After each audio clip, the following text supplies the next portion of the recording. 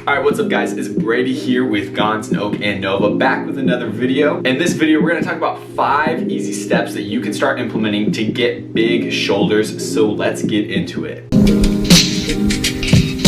So the shoulders have 3 main muscles to them. You have your anterior deltoid, you have your lateral deltoid, and you have your posterior deltoid. Each of these muscles perform relatively similar movements, but they all have kind of their own movement as well. For instance, your anterior deltoid does mostly shoulder flexion, while your lateral deltoid does mostly abduction, and your posterior deltoid does mostly shoulder flexion past the midline of the frontal plane. And before we get into it, last thing I want to say is that these are proven and tested not only in myself and in Anthony, but also with our clients. Anthony and I implement these with our clients and they see great shoulder gains. So we know that these work and they have the evidence behind them scientifically to prove it. Now, step number 1 is actually to reduce your volume of any shoulder pressing movement. I know that might sound crazy, reduce volume, but yes, any exercises like overhead press or dumbbell shoulder press or Arnold press, things like this,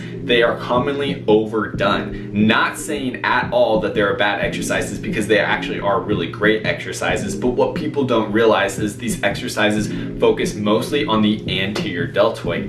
And in a good program, you're already doing a lot of pressing for your chest, like bench press, even flies like chest flies or things like that, where you're using your anterior deltoid so much that when it comes to shoulder day, it's kind of pointless to just keep pressing so much, because you're going to neglect the other parts of your shoulder, which we don't want to do. The anterior deltoid makes up only a small portion of your shoulder, and so by focusing all of our volume on just pressing movements, you are not going to see the best results that you could be. So the first step is to actually reduce the volume that you're doing for any pressing movements with your shoulders. Step number 2 is to add in low risk, low fatiguing, high reward lateral deltoid exercises. Now I know what you're thinking, what the heck does that even mean? But let me explain. When you're building your program, the exercises that you choose need to be highly effective. Now this is mostly personalized. We do know through EMG data what exercises are mostly best for the general population, but when it comes down to it, your body is going to respond specifically well to certain exercises. Now you want to pick exercises that are highly effective, but also that are low risk and low fatiguing. If for instance, squat is, a really great exercise for you, but every time after you squat, you're dead tired and the next day you're still tired, then maybe adding a lot of squat volume wouldn't be best. Another example is the deadlift. If you love the deadlift, but every time you do it, not only are you tired, but your back hurts and aches and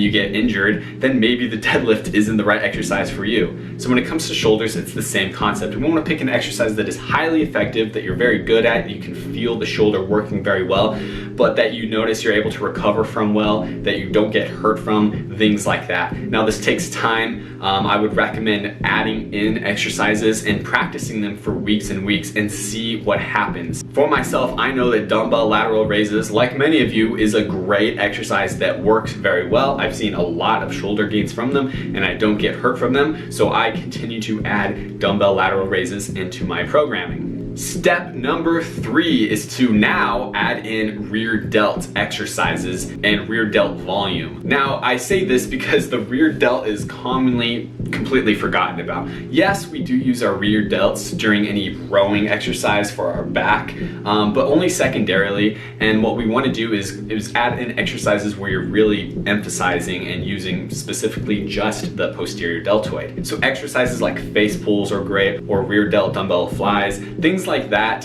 are going to be great for bringing up your posterior delts. But what you want to do is start incorporating volume, and what we're going to talk about in a little bit is progressively adding to it each week. So by now you should have decreased your anterior deltoid volume, increased your lateral deltoid volume, and increased your posterior deltoid volume, all while choosing exercises that are highly effective, low risk, and low fatiguing. And now what we want to do is optimize the volume. Now commonly we're doing either too much volume or too little volume to actually see optimal growth. For your shoulders, you want to actually be lifting between 12 and 20 sets per week. Now to know this, you want to start tracking how many sets you're actually doing. And the reason why tracking is important, because one week you might be doing 6 sets and the next week you might be doing 30 sets, and being all over like that is not optimal, guys. So you want to start tracking and be in that 12 to 20 range, and that that range right there is where you're probably, for most people, going to see the best results. And step 5, and the final step, which is probably the most important step, is to progressively overload your volume and intensity